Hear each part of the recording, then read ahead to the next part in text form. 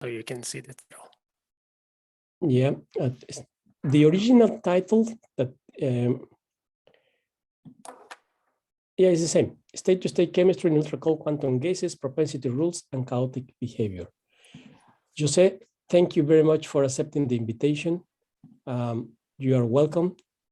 Please, the hall is yours. Okay, thanks, Sammy. Thanks for this nice introduction. Yes, we had a great time there in Kansas, although the coffee was pretty bad, but still physics is what it matters. Exactly. At least at that time. And okay, so today I'm going to be talking about this it's a relatively new project to me, right? I've been working this kind of a more chemistry related problems since 2017, 2016, right? And in fact, is a theory and experiment collaboration. My collaborators are here in Germany and I'm actually visiting them. So this is all pretty fresh to me. And okay, I will be speaking in English this talk, but for anyone that want to make a question, if you want to do in Spanish, I speak Portuguese originally. I'm from Brazil, so you can make questions in either Portuguese or English or Spanish and English. Doesn't matter. We can. I'm sure we can get along. We can understand each other. But anyway, okay. So the idea is to view, right, these systems, right, that are called quantum gases, like a new laboratory to explore chemistry, right, to study chemistry, right. And here are some of the promises, right, some of the expectations of using this system to study chemistry is to realize this, what is called state-to-state chemistry, which basically only means that you know your initial state, you know your final states very well at the quantum state level. But it also has opportunities to understand more of the dynamics of the chemical reactions. One of the reasons is that because everything is so cold, some of the things are going to happen very slowly. So maybe you can study the dynamics a little better. And of course, that there's the expectation is to be able to control these chemical reactions and then lead to novel regimes, right? So ultra-cold quantum gases, I'm going to say a few words here just to give you an idea, right, of how these systems look like, right? There are a bunch of atoms that are very cold, yes. This figure here, right, you can see that, let's see, I'm going to be using this pointer here, hopefully it's going to be helpful. This is the velocity distribution of the atoms in the system, right? You can see as you drop the temperature, there's many ways for you there are techniques to reduce the temperature. You can see that the velocity, suddenly became, most of atoms have one velocity, right? And that's the regime of Einstein condensation. I'm not mentioning here, but that's what it is. And then, well, so if you have this system at very cold temperatures, right, and also they are very low density, right, you're gonna reach a regime where you have high space density, which essentially means that your system is gonna be very coherent, right? The quantum statistic of the atoms are gonna matter. It matters now if it is a boson, it's a fermion, right? And also low temperatures minimize the thermal effects, which sometimes wash away things and allow a very precise control of the system with magnetic fields and electric field or laser fields, right? Essentially because the temperature is so low that effects are maximized, right? And of course, another aspect of this system, right, is that you can create a system where all atoms are in exactly the same quantum state. Right? That's ideal, right, for you if you want to study chemical reactions, right? You want to make sure that your initial states are always the same, right? And there's many advantages of having this quantum state selectivity, right? And I'm not going to go over to all of that, but one special is the fact that we have the ability to control the interactions through scattering resonances, right? And that's also something that can really affect the chemistry, right? How the chemical reactions are happening. But above all, right, the idea that I want to give you is that the systems are clean and stable experimental platforms, right? That we are using to give substantial steps and advance our understanding of chemical reactions, right? But of course, one could ask, why do we care about chemical reaction systems, right? Everything is so dilute in these gases, right, that chemical reaction should affect much. That's quite a contrary, right? Because chemical reactions in the systems mean atomic and molecular losses, right? And it means that the system, right, the stability and lifetime of these condensates is going to be limited by chemical reactions, right? But how that actually happen? Well, this is a chemical reaction, three-body recombination. This is the one that I'm mostly interested in. It's the one that experiments are focusing to. And of course, is one that happens the most, right, in these experiments, right? You have three atoms that collide, right? They are going to react and form a molecule in an atom, right? This system here has kinetic energy. It's going to release, right? You start with zero energy, form a molecule, so you have to release kinetic energy. If this kinetic energy, right, is larger than the trapping potential, right, that is holding your atoms, right, that's lost, right? The products are going to be lost. If it is not, right, if it is not larger than your trap, is going to cause heating, and heating is the coherence, right? So that's also sources of instability for these systems. And in fact, it's actually, that's how one can start studying chemical reactions, right? You can see, like, for experiment, right? You can see the drop of the number of atoms, right? And that's because of the three-body recombination is causing the losses. But then you can also look for regimes where you have a different kind of behavior. You see a change in behavior on atomic loss when you have a four-body process happening. So basically, through the losses, you gain information of the kind of reactions that is happening. A three-body process has a very characteristic function that describes decay, right? A three-body process. And of course, this has been seen since the early experiments in Bose-Einstein condensation, right? And it's an important tool. Losses are an important tool to explore chemical processes. In particular, right, three-body recombination is a reaction that has a great fundamental interest, right? It's important in primordial star formations, right?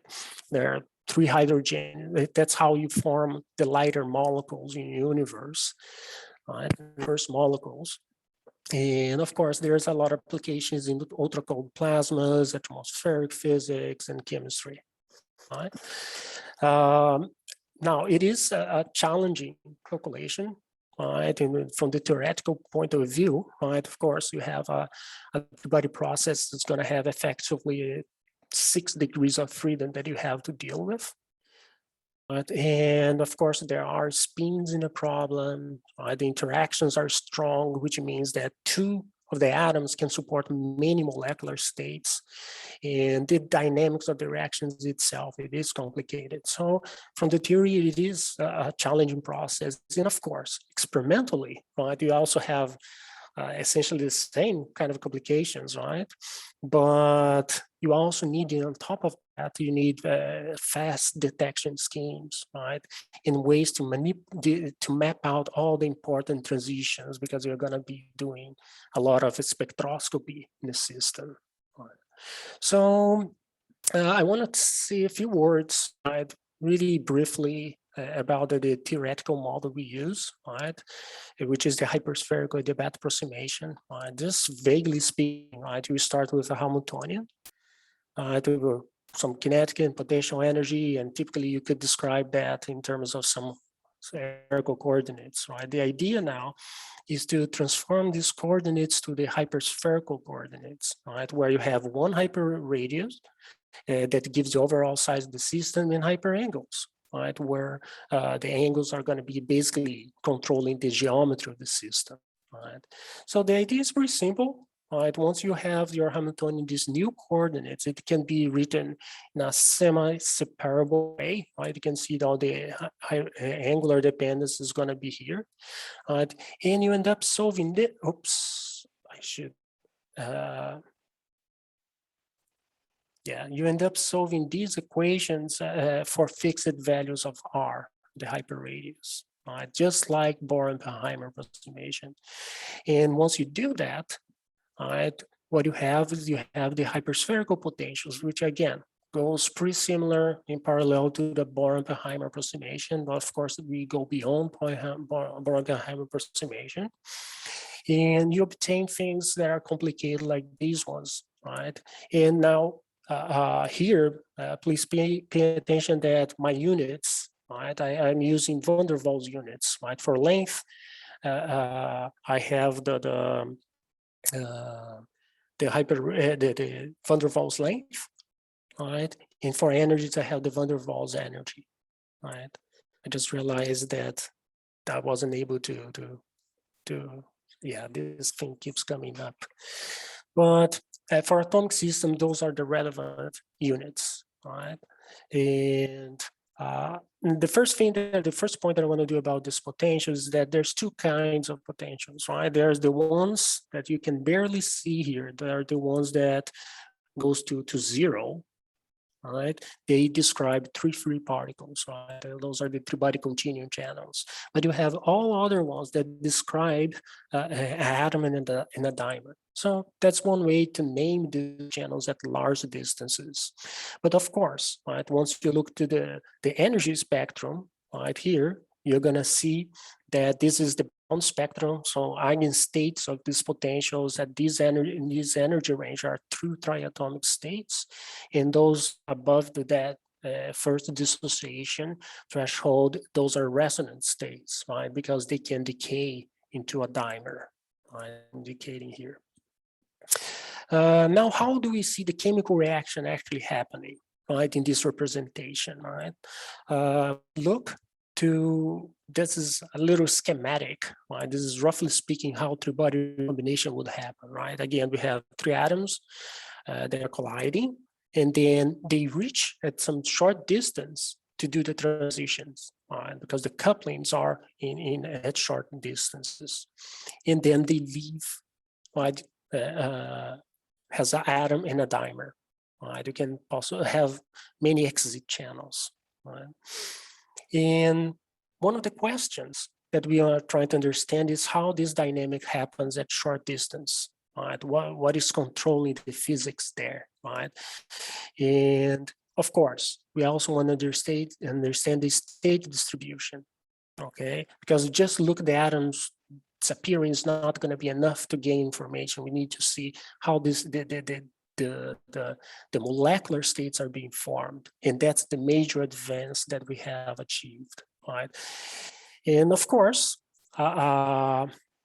it's natural to think this is a complicated phenomenon. So sometimes very complicated systems have simple rules, simple selection rules or simple propensity rules in this case, and that's what we also paying attention on, right? So for this part, right, I basically want to say some of the how experimentally, right, one could detect the final states, right? Because again, we need to understand better recombination. One of the things is to do is to understand how the product state distribution is formed, right? And experimentally, right, that was the group of Johannes Denschlag has obtained recently. And the idea is that you start your experiment as usual, right? You have your atoms, they collide, they react and form molecules, right? That's what, up to this point, right, people stop here, They don't detect them all. They don't know where it's going. They just know that they were lost because this kinetic energy is very large. Right? Now, the idea of this experiment is that you actually ionize the molecule. Right? And once you ionize, molecular ions are much easier to trap. The trap is much stronger. So the molecular ion does not leave. Right? It stays there, and then you can do spectroscopy. Right? And see what are the molecular states that were created. Right? And actually, the signal that you get is very, very clear and very, very strong. Here is the laser frequency that is tuned, right, that ionize the molecule, and you see that every time that one of this peak here, you see a very big dip in the number of atoms, is because that's when the dimer was ionized, and this new molecular ion with other atoms and cause a lot of losses. So the signal of the molecular ion is very, very clear, and you can count. Right, you can count the number of ions you form, and once you can do that, you can start basically looking for the rates in which that dimer, that final state, was created, and that's our recombination rate. Right, so this figure here is the most recent experimental data and theoretical computation. The color ones are the color symbol are experimental data, and the black symbols are theory. Right? You can see this is the energy of the state in the x-axis, the molecular binding energy. And we have shifted. This I'm only showing first here on this top curve here is the molecular L equals 0 molecular state. So they're S wave states, dimers. And we shifted by 2 orders of magnitude. So this we could look at the different partial waves, how this rate is behaving, right? How the state distribution it is occurring. Right? And we can see we were able to observe states up to L equals 10. Right? And there is a, this is a,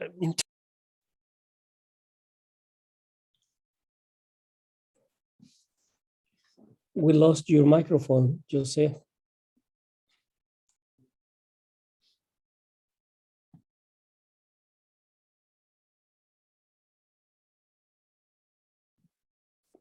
Try to say something.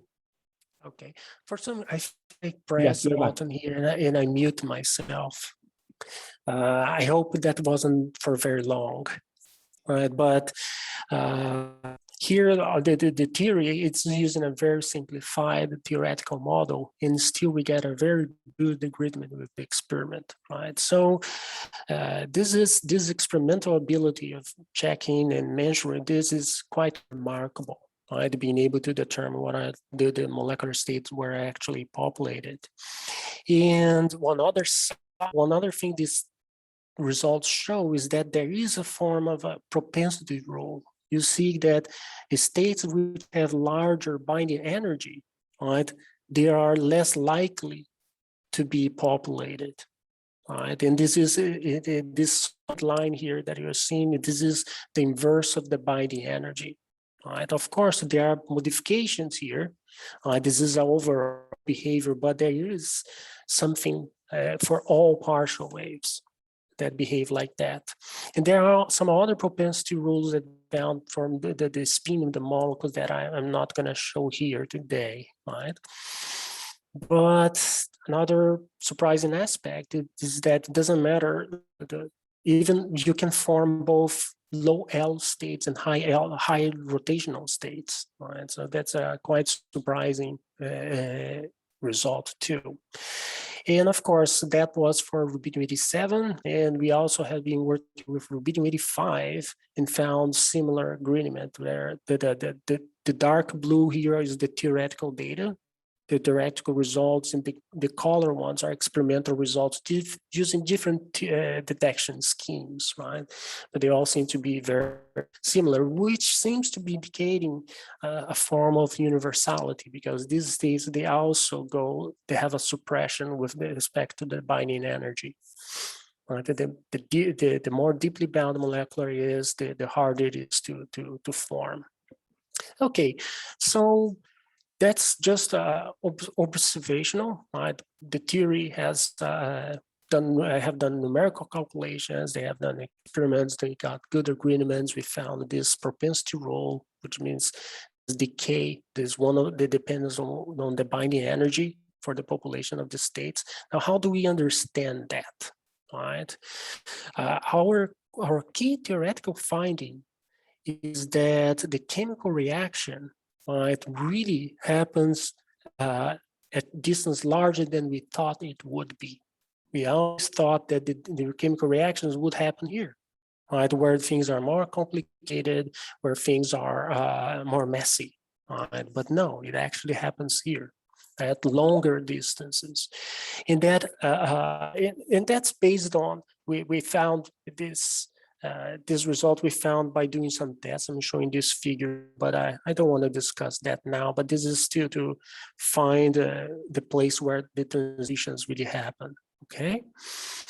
But the fact that they happen at larger distance, right, distance larger than the van der Waals length, right, allow us to separate this reaction process as having a part, right, that gives you the suppression of the binding energy with the binding energy that I just showed you in this the experimental data, right, that is coming purely from long range, right?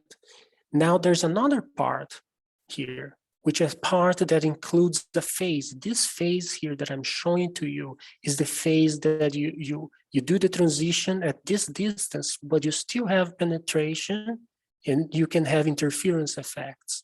So the short range physics, the physics that is in here, everything that is going on here, is inside this phase. So that's what it could lead to interference effect, right? And that simplifies the number of pathways, right? If the transition is happening here, you can, once you do the transition, you can go out or you can go in. And these two pathways can interfere, right? And that's already the experimental data in a certain way, right, shows that there are these oscillations here, right? Sometimes they're longer, sometimes they're shorter, right? But that could be signatures of these interference effects that I'm just talking about. Now, this is all to say that this first theoretical step, right, is to understand that, to say that we understand the propensity rule, the origin of the propensity rule, right? But we still have more things to understand with respect to the propensity rule. Now, in terms of the short range physics, which is the physics that behind here, what we start looking, right, is from the chaotic perspective, right? Actually, what I'm doing is I'm basing this discussion, right, in terms of the BGS conjecture, right? Basically, this is saying that if a classical system is chaotic, right, the quantum analog should display some chaotic properties, right, at least on the energy spectrum, right? And of course, at large distance, right, this is all energy. At large distance, things have a good order, so you shouldn't expect chaos here. But at short distance, things are messy, right? And so what we did, we look to these potentials, right, for a given hyperradius, right? And for a given hyperradius, you have an energy spectrum, right? And we did the statistic of the energy levels on that. And once you do that, right, analyzing the energy statistic, there is you can look at your energy spectrum and try to fit that to what is called the Brody distribution. All right, in this the Brody distribution, there's a parameter Q, that is in this formulas here. If it is Q, you fit your spectrum with Q, your energy distribution with Q equals 0. That means you have a Poisson distribution. So these things are random. If Q is equals 1, I'm sorry? Minutes. 2 minutes? 5 minutes. 5 minutes? Okay. So I'm pretty close to the end. This is to say that so when Q is equals 1 is because you have a chaoticity. So indeed, the three-body physics here, these potentials, they are chaotic, right? And in fact, what we did was to go back and look to this phase here and see the distribution, right, of the states. Right, basically here I'm looking to this phase and finding that it follows a distribution. Of course, that I'm rushing now, so I can make it on time. So I'm happy to discuss this further if someone is interested, but this is basically how we are showing that the product state distribution is done in a random way. All right, so this is a signature of the chaotic properties of this chemical process that is three-body recombination. Let me stop here. All right, I'm going to leave you guys with this brief summary and a few messages and acknowledgement of my collaborators. Thank you. Thank you very much. Very nice, interesting talk, Jose. We open the hall for questions. Either you can submit it via chat or you can hopefully use the microphone. Is any question from the people?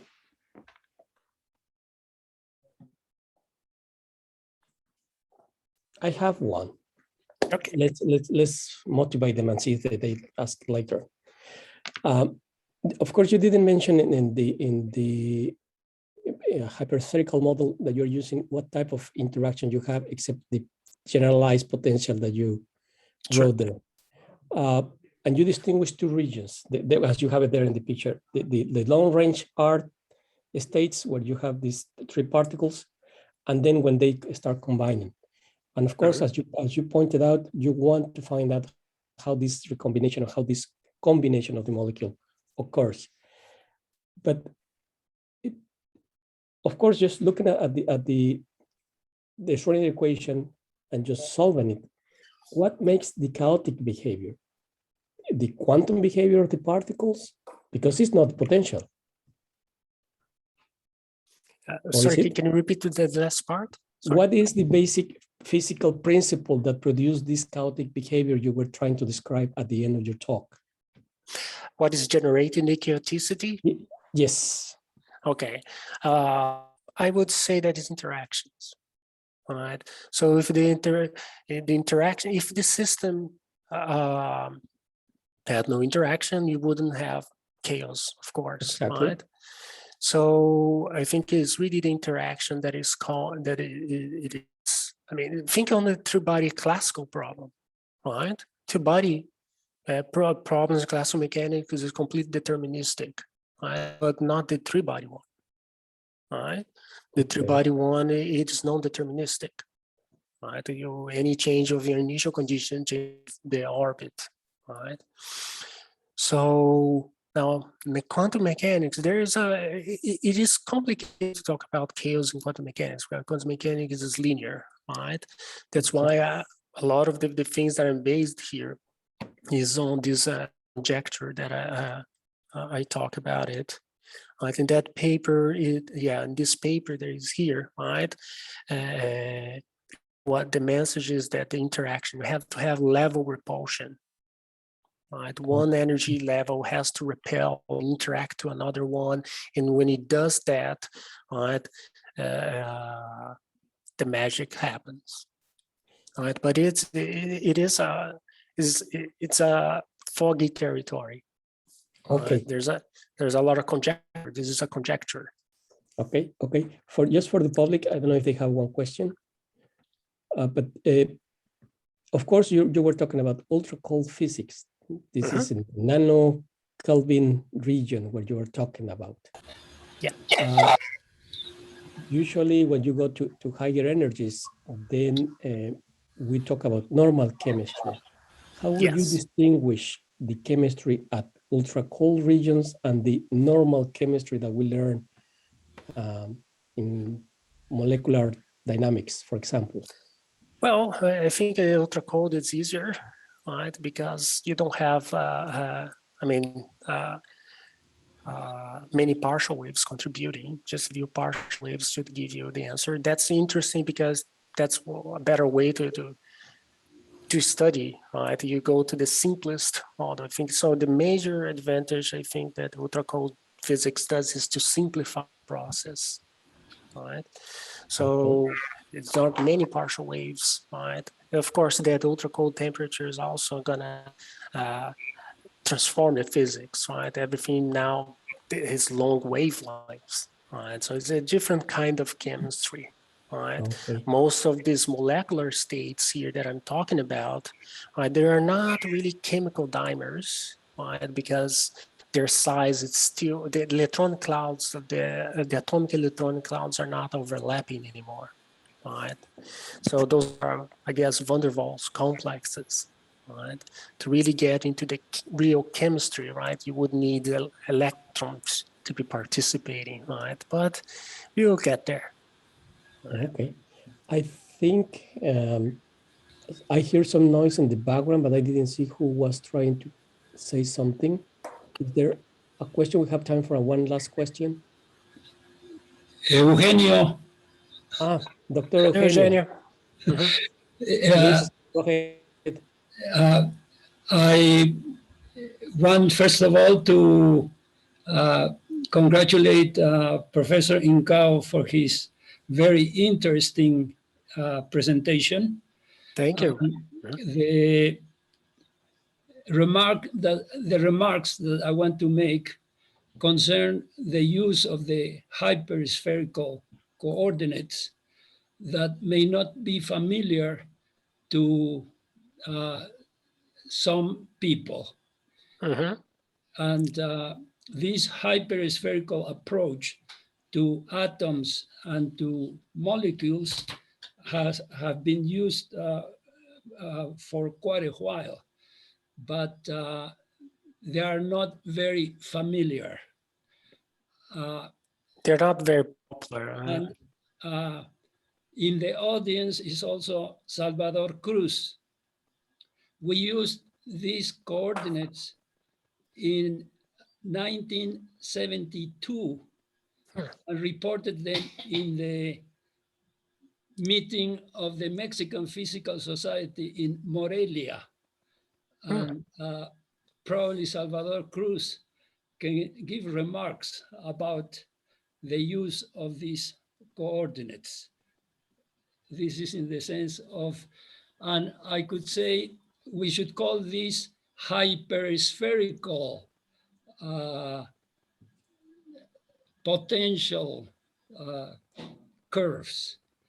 Yes, yes. There is only one radial hyperradius, and all the other states are described by the hyperspherical angular harmonics. I think these ideas would help the people who are not familiar with these coordinates. And there is a review by Chin-Dong Lee in Physics Report from 1998, I think, where he reviewed all the hyperspherical literature, at least for the case of collision interaction.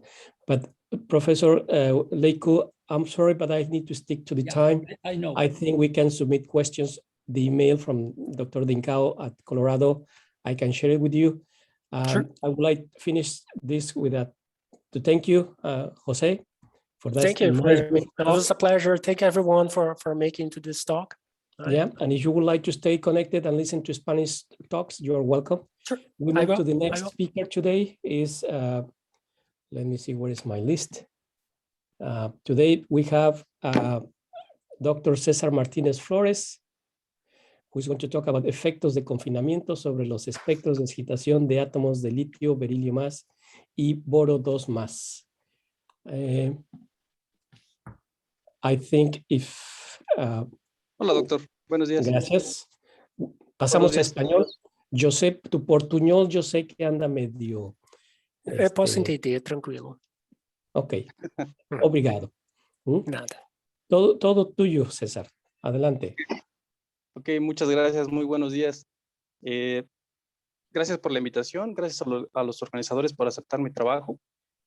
Básicamente lo que les voy a platicar, cambiando de tema del que nos platicaba el profesor José, es sobre átomos confinados. Estos sistemas atómicos, o el tema del que les voy a platicar el día de hoy, es sobre los efectos de confinamiento, sobre los espectros de excitación de átomos de litio, berilio más y boro 2 más. Este trabajo lo hice en colaboración con el profesor Remigio y prácticamente es un artículo publicado el año pasado. Lo que persigue de manera general este trabajo es revisar o hacer una revisión general de lo que es el método de Hartree-Fock aplicado a un sistema de 3 electrones. En este caso, estudiamos los espectros de excitación de la secuencia isoelectrónica, como les decía.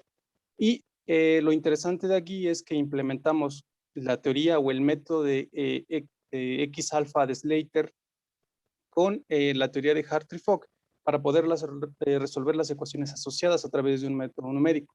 Lo más relevante que voy a platicar aquí, o lo que les voy a mostrar, es que verificamos que a medida que disminuye el tamaño de una cavidad, aumentan los niveles de energía, en este caso los 2S, los 2P y los superiores. Aquí algo que se me olvidó mencionar es que este átomo de litio está confinado por una cavidad de paredes impenetrables. Más adelante voy a hacer hincapié en a qué me refiero, pero prácticamente lo que vamos a observar también es que existe o se confirma la existencia de puntos de cruces evitados entre los estados NS y NP para valores de radio de confinamiento bajo. Por lo tanto, esto da pie a que las transiciones dipolares en este punto se vuelven cero. También voy a platicar un poco sobre los cruces de estados evitados justamente entre los estados S y P, y que nos van a indicar o esto va a implicar a que dé paso a la absorción de fotones y también la emisión de fotones para ciertos radios de confinamiento. Más adelante les voy a platicar exactamente qué es, pero prácticamente el trabajo se basa en eso. Lo interesante aquí es que estos sistemas atómicos confinados pues se encuentran restringidos espacialmente. Están sujetos a ambientes externos como potenciales de apantallamiento tipo Yukawa, todos los potenciales que pueden describir un plasma muy caliente, como los modelos de Debye-Huckel, etcétera, etcétera. ¿Vale? Todos estos modelos de sistemas atómicos, vamos a decir que están en ambientes extremos. En particular, también existen trabajos muy sobresalientes sobre todos estos sistemas de apantallamiento, como les mencionaba, tipo Yukawa. Algunas referencias para los que no están tan familiarizados con los sistemas atómicos confinados, pues son justamente todas estas referencias que vemos aquí. Algunas muy buenas recopilaciones son, por ejemplo, las del 2018 del profesor Leiku, también las más recientes de Montgomery, donde se ponen a prueba todos los, o se ponen a consideración todas las recientes investigaciones sobre justamente todos estos sistemas atómicos en confinamiento. Y estos átomos o estos sistemas en confinamiento, pues prácticamente como les mencionaba, se encuentran restringidos espacialmente y son de gran utilidad o como una promesa para aplicaciones futuras. Pero ¿qué pasa cuando un sistema atómico se empieza a confinar? ¿Qué es lo que sucede? Lo que sucede es prácticamente que se modifican las propiedades de los sistemas atómicos libres o en comparación de los sistemas atómicos libres. En este caso se modifican los niveles de energía, las funciones de onda, los potenciales de ionización, cantidades que dependen del espectro de excitación como la polarización estática, dinámica, otras propiedades que también dependen del espectro de excitación son la fotoionización, la excitación media, la deposición de energía, etc. En este trabajo lo que vamos a hacer simplemente, como les mencionaba, es estudiar el átomo de litio, que es un átomo de 3 electrones, que lo vamos a estudiar bajo ciertas restricciones. En estas restricciones lo que tengo que tener en cuenta es que tenemos que someterlo a un tipo de confinamiento. En este caso, el tipo de confinamiento que vamos a considerar es un confinamiento por una cavidad esférica de paredes impenetrables. Ustedes observan que en este esquema que tengo del lado izquierdo de la pantalla, observamos a este punto gris. Este punto gris puede ser nuestro átomo de litio. Este átomo de litio puede estar rodeado por otros átomos vecinos, como una impureza en un material. Obviamente los átomos que están alrededor de nuestro átomo de estudio, en este caso de litio, van a ejercer un efecto sobre este sistema atómico. Este efecto lo vamos a modelar a través de un potencial como el que están ustedes viendo de su lado derecho de la pantalla. Y prácticamente es un potencial escalón de este estilo, donde a un cierto radio de confinamiento que vamos a llamar RC o R0 más adelante, es donde existe un efecto. Para valores menores de este potencial existe el efecto el 1 entre R, y para valores mayores esta interacción de electrón-núcleo se sustituye por justamente un potencial muy general, y que justamente es un potencial que trata de simular los alrededores de este sistema de litio, por ejemplo, embebido en un, o tomándolo en cuenta como si fuera una impureza.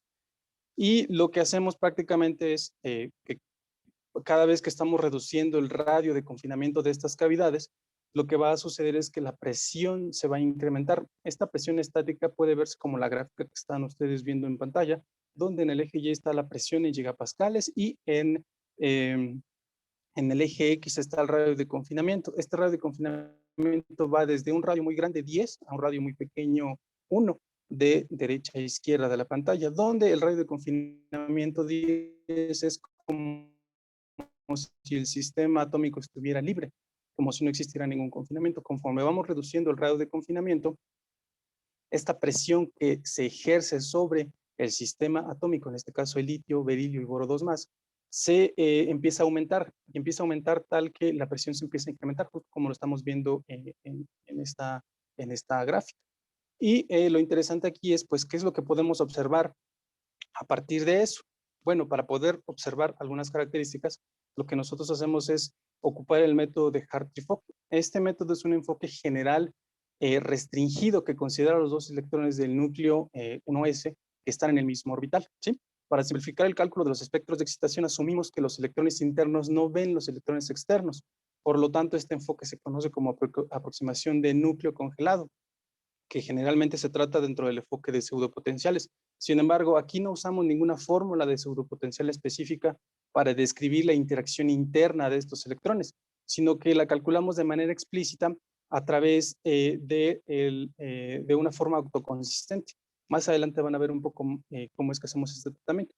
Pero dentro del enfoque de Hartree-Fock restringido, la energía total se ve como la ecuación número 2, y lo relevante aquí son las ecuaciones de Hartree-Fock restringido para el caso de litio, donde la ecuación 3 y la ecuación 4, justamente definen ese sistema, donde ustedes pueden observar que la ecuación número 3 está prácticamente lo que nos dice que estamos considerando un frozen core, un núcleo congelado, ¿sí?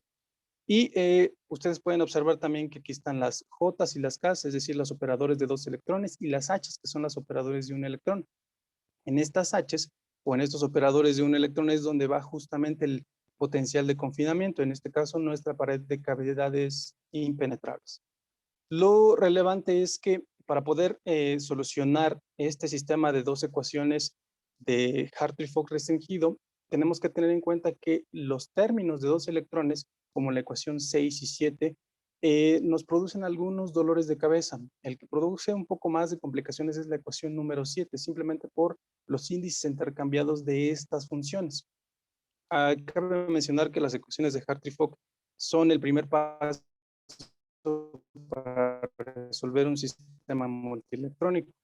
Pero este primer paso es un conjunto de autoconsistencia para poder resolverse, ¿sale? Para nosotros lo que hacemos es, en lugar de escribir la ecuación número 7 o considerar el término fast later, es la ecuación número 8, donde justamente este término de intercambio lo sustituimos por esta expresión que está aquí en la parte número 8, lo que nos permite resolver las ecuaciones de Hartree-Fock de manera mucho más sencilla a través de un método numérico. Este método numérico es el método de diferencias finitas y a través del método de campo autoconsistente.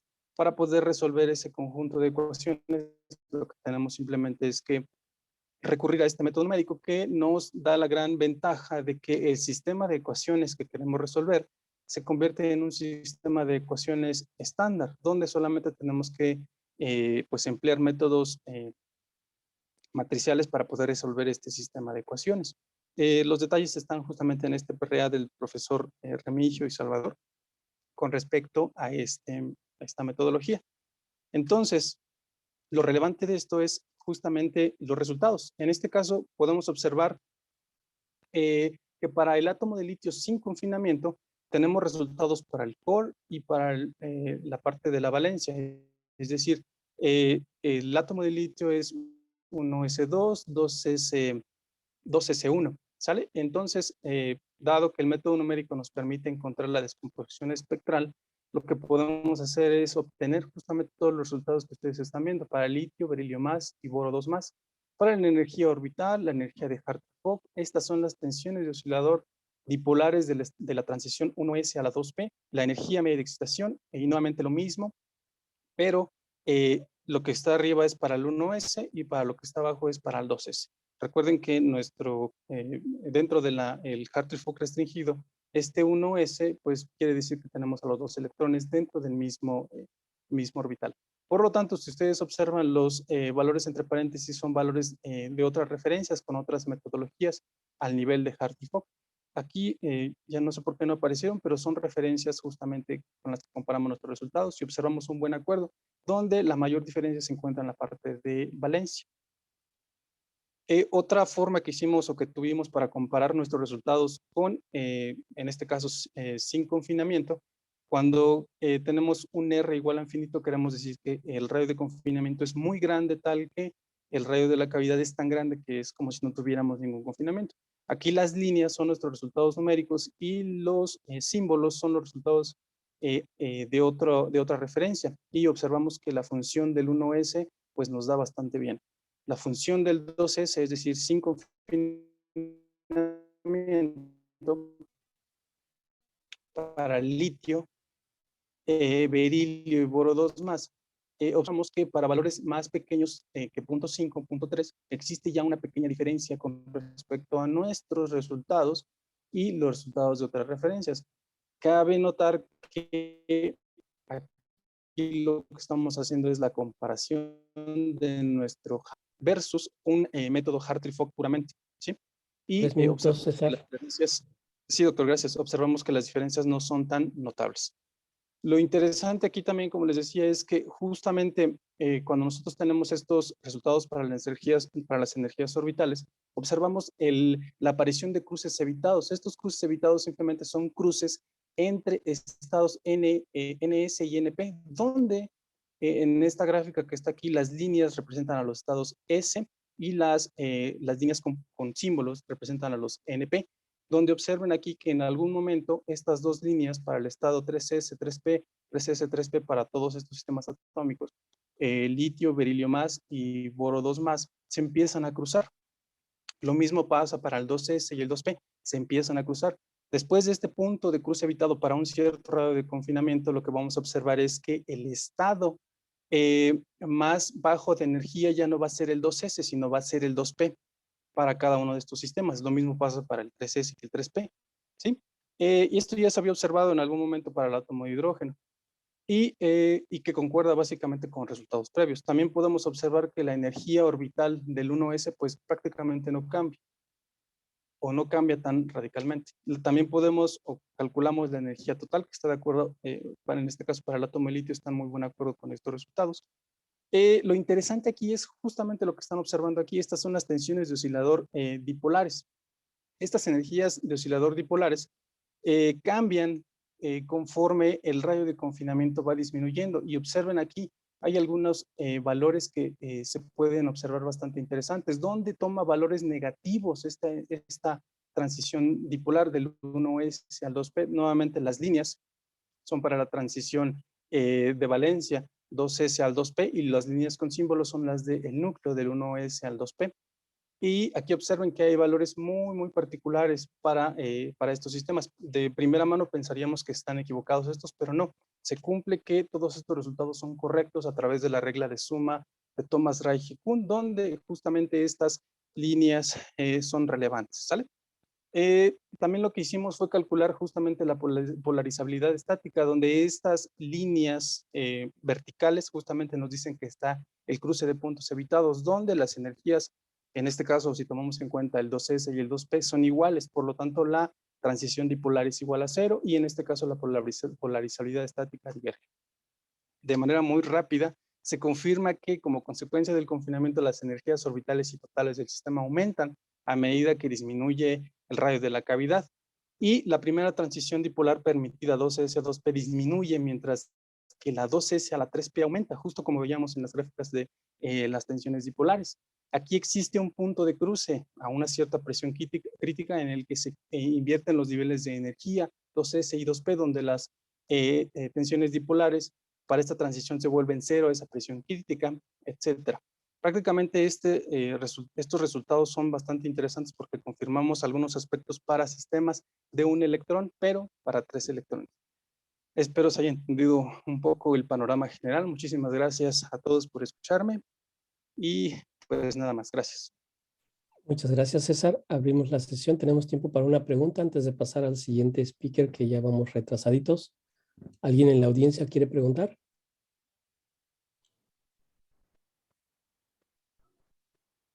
No veo manos levantadas. Ok, entonces yo soy coautor, así es que no se vale que ya torture tanto a César con tantas preguntas. Hay una manita. A ver, ¿quién levantó la manita? Déjame ver. Salvador. Doctor Cruz, por favor. Hola, César, muchas gracias por tu presentación, muy interesante. Se ve que aquí, digamos, hay un comportamiento interesante en cuanto a las propiedades conforme aumenta el número de carga nuclear. Digamos, se ve que se van reduciendo en esta figura, por ejemplo, en la polarizabilidad estática, conforme aumenta el número atómico, se van corriendo hacia diferentes valores hacia la izquierda, digamos, los valores de la polaridad estática. ¿Piensan ustedes hacer algo similar para sistemas isoelectrónicos con mayor carga nuclear? Hola, doctor. Gracias. Muchas gracias por su pregunta. Sí, prácticamente también es uno de los trabajos pendientes que tenemos. Probar este método numérico y esta metodología de Hartree-Fock restringido con sistemas de más electrones. En este caso estamos pensando en sistemas como el cloro, pero pues por el momento esa sería una parte. La otra parte es también entrarle o quitar la parte del Hartree-Fock restringido e irnos a un Hartree-Fock no restringido, que probablemente los resultados puedan cambiar un poco para esta zona del core y obviamente la valencia. ¿Cómo ves la posibilidad de incorporar correlación electrónica? Ya te saldrías desde luego del Hartree-Fock tradicional, pero ¿sería posible realizar estos cálculos tomando en cuenta efectos de correlación? Sí, probablemente sí se podría, doctor. Sí se podría. Nada más que habría que ver qué tanto tendríamos que modificar el método numérico para que justamente podamos encontrar la correlación electrónica entre la parte de Hartree-Fock. Pero sí, me parece que sí. Ajá. Bien. Muchas gracias, César. Muchas gracias, doctor. Le agradecemos a César por la bonita plática que nos presentó y pasamos al siguiente tema de plática que tenemos el día de hoy. Déjeme ver dónde quedó la bolita. Luis Alberto Medina Dosal, que nos platicará de evolución temporal aproximada para un sistema híbrido, acoplando el MJC al sistema optomecánico. Bienvenido, Alberto, ¿estás ahí? Ok. ¿O Luis? Sí, doctor. Buenos Bienvenido, días. gracias. La sala es tuya. Gracias. Son exactamente, vamos 15 minutos retrasados, así es de que el café se nos va a recortar un poquito. Así es que no te preocupes, 15 minutos, a los 12 minutos te aviso que te quedan 3 y terminamos. Ok. Ya están viendo aquí mi pantalla, ¿no? Y la estamos viendo. Estoy teniendo un poquito de problemas para hacer la pantalla completa. Si vas a archivo y le dices, o creo que es ver, en ver, al que sigue, ahí le dices mostrar Sí, esto. ok. Muchas gracias. Perfecto. Bueno, primero agradezco el espacio que me están brindando y pues voy a hacer un breve resumen de un artículo que publicamos recientemente en colaboración con el doctor Recamier y el doctor Hernán Ramos. La plática se titula Evolución temporal aproximada para un sistema híbrido, acoplando el modelo James Cummings al sistema optomecánico. Pues primero quiero platicarles cuál es la función principal de un sistema híbrido. El objetivo principal de un sistema híbrido es comunicar dos sistemas cuánticos, por ejemplo, un sistema A y un sistema B. Esto resulta en una herramienta muy útil, ya que si conocemos o si podemos controlar mediante distintos parámetros un sistema A, podemos hacerlo interactuar con un sistema B y provocar algún comportamiento que queramos observar. Por ejemplo, impulsar transiciones de niveles de un sistema a otro. Para este tipo de interacciones, generalmente contamos con un hamiltoniano, que se muestra aquí, donde G es una constante de interacción entre un sistema y otro. A y B son operadores que corresponden al sistema A y al sistema B, respectivamente. El sistema híbrido, pues, de los más comunes, más estudiados, es el modelo de James Cummings, en el cual se acopla a un campo electromagnético confinado en una cavidad, se acopla con un átomo.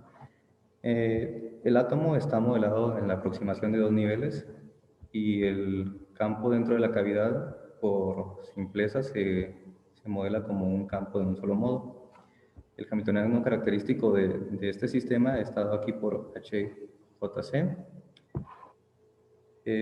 Para resolver este hamiltoniano, a mí me conviene partirlo en dos pedazos. Un pedazo que sería H sub 0, que contiene los operadores sigma z a daga a, el cual conozco su solución, y otro cacho que contendría la interacción. Si yo paso al marco de interacción, transformando esta interacción B, obtengo un hamiltoniano de interacción H sub I, el cual contiene los operadores A sigma más y A daga sigma menos. Si introduzco estos operadores que se llaman operadores de Soskin, C y C daga, y observo sus relaciones de conmutación, obtengo que C y C daga, su conmutador es igual a sigma z con C es proporcional a C y sigma z con C daga es proporcional a C daga. Entonces, observo que estos conmutadores C y C daga y sigma z cierran lo que se llamaría una álgebra de Lie. Y existe un teoremita que tal vez no es muy conocido, pero es muy útil, el cual se llama el teorema de Wien-Norman, y básicamente nos dice que si yo tengo un hamiltoniano escrito como combinación lineal de operadores, por ejemplo C y C daga, que cierran una álgebra de Lie, yo puedo escribir su operador de evolución temporal como un producto de exponenciales en términos de C daga, C y sigma z, donde estas epsilon sub 1, 2 y 3 son funciones en general, son complejas y puedo encontrar su solución sustituyendo en la ecuación de Schrödinger, y me da este sistema de ecuaciones acopladas que pues puedo resolverlos analíticamente o numéricamente.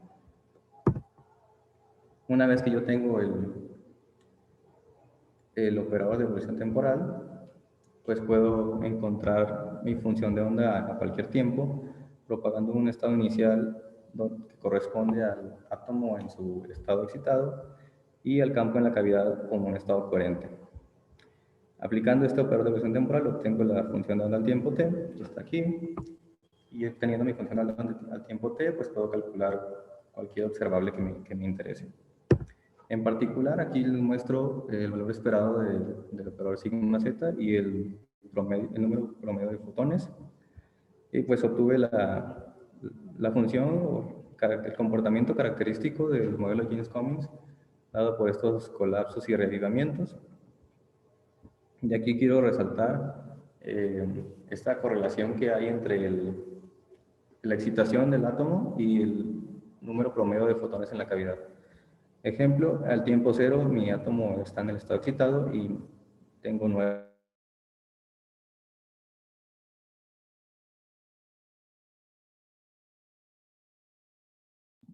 Perdimos tu micrófono, Luis.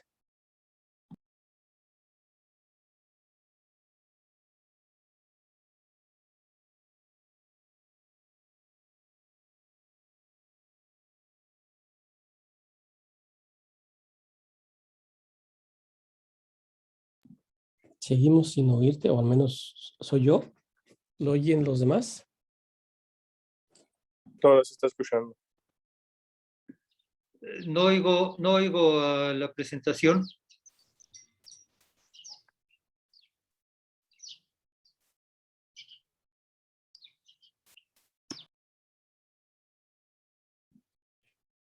En el chat puedes decir si nos escuchas, Luis. ¿Te enteraste que se cortó tu audio?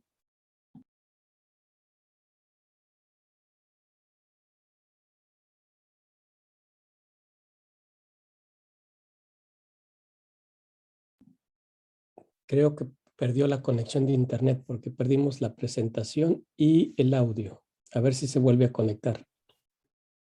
Le voy a mandar un correo. Por favor, Pepe. O un WhatsApp si tiene su celular más fácil, porque el correo... Sí, un chat sí, chat es lo que le voy a mandar. Creo que tiene problemas de internet, porque de repente se cortó todo.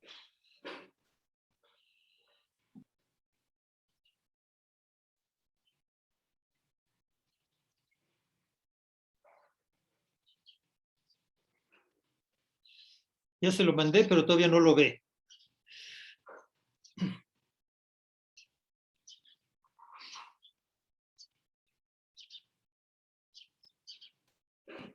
Solamente espero que no le pase como a mis clases que ni me entero cuando me desconecto y yo sigo platicando. Me doy cuenta de que ellos ya estoy desconectado y no me han escuchado. Acho que se Él ele siga dando la perdeu, plática. se ele perdeu a conexão à Yeah, internet, ele não vai ver o WhatsApp também. yes, we are going back to 2 days ago when we didn't have WhatsApp, Facebook, nor Instagram. So let's see what the speaker connects back again. If he realizes that he lost the connection. If not, then we'll have to close this session.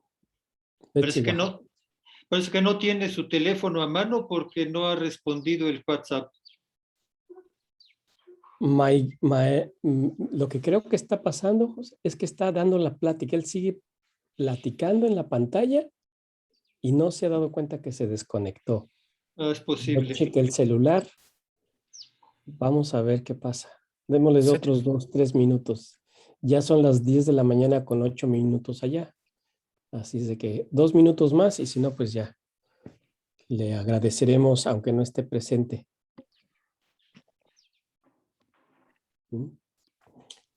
Estaba revisando ahorita, Pepe, tú que eres coautor de este trabajo. Ajá. Puesto que nos estamos perdiendo un buen pedazo de la plática, voy a poner en el chat para todos. Y lean, te voy a hacer publicidad a tu paper. Ahí lo pueden bajar. Ok. Ahí está en el chat, si lo quieren leer, ya que no lo podemos escuchar. Iba yo en la segunda figura de la que le estaba mostrando.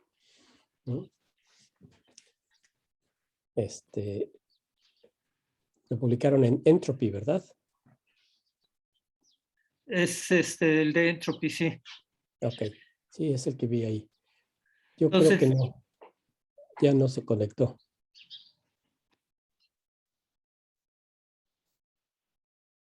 A ver, pues aquí, déjame ver. Pero aquí está el artículo. ¿Cuál es la idea? ¿Que lo abra para que les platique de qué se trata? o... No, yo digo, yo lo comparto con la audiencia para que se enteren Ah. de qué era la plática. Ok, Y perfecto. leer el paper ahorita aquí, pues no creo que sea No, pues conveniente. sí está medio complicado. Sí, por eso era la pregunta. No, nada más era hacerte publicidad a tu paper para que Excelente, los excelente. asistentes, Además es acceso libre, entonces por lo eso. pueden bajar sin problema. Ujú. Porque yo creo que sí, ya son las 10:10, ya pasaron 5 minutos desde que se rompió la comunicación y no se ha reconectado. Sí. No te he contestado al WhatsApp, ¿verdad? No, tampoco me ha contestado el WhatsApp. ¿Qué sugieres? ¿Quieres tú concluir Pues, los resúmenes de lo que se trataba y tú eres coautor de ese trabajo y ya pues terminamos mira, la sesión? no sé qué tanto sentido tenga que les platique lo que hicimos. Bueno, puedo hacer eso en un par Ya, de mira, ya está minutos. entrando otra vez. A ver, deja ver. Así que nada más decirle a ver si nos puedes resumir. Sí, entonces, lo que hacemos en este trabajo es partir de la solución que tenemos para un hamiltoniano de un sistema optomecánico forzado, que si no me equivoco por las figuritas que vi ahorita, eso es en lo que estaba platicando Luis en ese momento. Y la idea es que podemos encontrar un operador de evolución temporal unitario para este hamiltoniano de sistema optomecánico forzado, y al comparar la evolución temporal hecha con este método aproximado con los resultados obtenidos para el hamiltoniano completo, haciendo un cálculo puramente numérico usando Python, los resultados que obtenemos con la aproximación son realmente muy, muy buenos. Si uno hace la gráfica de, por ejemplo, probabilidad de encontrar generación de fotones o generación de fonones, y grafica tanto el cálculo numérico como el analítico, las curvas se traslapan de una manera que hasta parece trampa, porque es tan bueno el acuerdo que da realmente muy, muy bien. Entonces, esos resultados, ese método de solución para el operador de evolución temporal, lo generalizamos para el sistema híbrido, que es el trabajo que hizo Luis.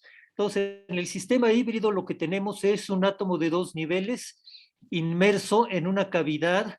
Esta cavidad tiene un espejo que puede oscilar debido a la presión de radiación, y tenemos entonces un campo externo, un láser externo con una cierta frecuencia que está metiéndole fotones a la cavidad. Entonces el sistema tiene, me faltaba decir, el espejo que puede oscilar está conectado con un oscilador mecánico, y entonces tenemos un sistema optomecánico forzado con un átomo de 2 niveles en la cavidad. El átomo de 2 niveles se acopla con el campo de la cavidad, dando un hamiltoniano tipo James Cummings, y resolvemos todo ese sistema utilizando métodos de tipo de álgebras de Lie que están descritos en el artículo con todo el detalle que se requiere. Hay que hacer una aproximación porque el hamiltoniano que consideramos como hamiltoniano de entrada, el H0, digamos que nos va a dar un primer operador de evolución, ese a la hora de aplicar a la interacción, que es la de James Cummings, nos va a generar un hamiltoniano de interacción muy complicado. Ese hamiltoniano de interacción lo podemos aproximar porque los términos que aparecen en las exponenciales, que son operadores, que son los que nos dan lata desde el punto de vista algebraico, tienen un coeficiente que va como la constante de acoplamiento entre el átomo y el campo, partido por la frecuencia de oscilación del oscilador mecánico. Y para todos los parámetros experimentales que encontramos en la literatura, ese cociente de G entre omega es mucho menor que 1. Entonces podemos descartar esos términos. Eso nos simplifica muchísimo porque el hamiltoniano de interacción resulta ser un hamiltoniano que tiene, por una parte, sigma más, sigma menos y sigma z, y además tiene los operadores que aparecen en el James Cummings, que serían proporcionales, por ejemplo, a por sigma más y a daga por sigma menos. El álgebra para estos últimos dos operadores, definiendo unos operadores de Susskind, se puede ver que el álgebra cierra. Entonces, como el álgebra cierra, podemos usar By-Norman para escribir el operador de evolución temporal. Y para la otra parte, la de los sigma más, sigma menos y sigma z, pues el álgebra también cierra. Entonces, tenemos una manera de escribir el operador de evolución temporal para todo el sistema en términos de operadores de desplazamiento de Glauber y operadores que involucran n cuadrada y a cuadrada, adaga cuadrada, etcétera. Y podemos entonces calcular, por ejemplo, la probabilidad de que el átomo esté en el estado excitado y la creación de fotones, la creación de fonones, y comparar con resultados numéricos usando Python. Y los resultados que mostramos en el artículo muestran que la aproximación que hacemos para para simplificar el hamiltoniano de interacción está plenamente justificada. Una cosa que vale la pena mencionar es que el operador de evolución en sí es exacto. La aproximación la hacemos a nivel del hamiltoniano de interacción. Entonces, cuestiones como unitariedad están garantizadas por ser el operador de evolución exacto.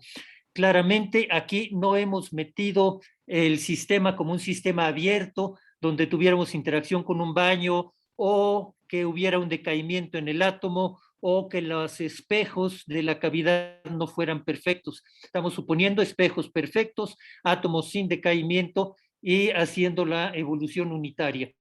Bueno. Y bajo esas condiciones, el método que utilizamos da muy buenos resultados. Gracias, Pepe. Creo que fue una buena resumida del trabajo. Ya Luis apenas se conectó. No sé si vio tu mensaje. Ok, no me lo contestó, pero aparentemente ya lo recibió. Sí, ¿Anda por aquí? Acaba de entrar a la sala. Sí, Ok. sí, tuve serios problemas aquí. Bueno, ya lo pues yo resolví. creo que ya Pepe nos resumió tu trabajo, Luis. Ya nos quedan 12 minutos para la siguiente sesión. No sé si quieran que continuemos platicando porque ya vamos a empezar la que sigue. O nos salimos, vamos por un cafecito y nos reconectamos en 12 minutos. La siguiente sesión, se suponía que había un break. Se supone que estuviéramos en Tijuana, habría cafecito, galletitas, estuviéramos platicando, pero desafortunadamente no. Entonces, gracias, José, Pepe, Recamier. Por nada. Gracias, Por Luis. nada. Disculpa que Placer mío. no escucháramos tu plática más que la mitad porque se cortó. ¿Sí? Y le quiero, voy a pasar a inglés. I would like to thank also all the previous speakers, Dr. Dinkau, for connecting from Germany, although he subscribed to the University of Colorado in Boulder, for the nice talk, to Cesar, and of course to Luis, who unfortunately had some technical difficulties to finish his talk. I took the freedom to post your paper, Luis, on the chat in case for people to read whatever you were going to tell us in the talk at the end, but unfortunately we miss it. With this, I finish this session and take a break, and I'll see you, well, not me, the next chairman of this session is going to be Cesar Flores, who precisely gave the previous talk. He will be coordinating the next one. Me despido. Me perderé la siguiente sesión, doctor Cruz. Desafortunadamente, usted es el primer speaker. Tengo una junta de las N cosas que aquí se me están acumulando en Suecia. Entonces me perderé la siguiente sesión. Los veo. Suerte a todos. Hasta luego. César, hasta luego. César, te encargo el changarro. Nos vemos. Hasta luego, Chao. doctor. Sí.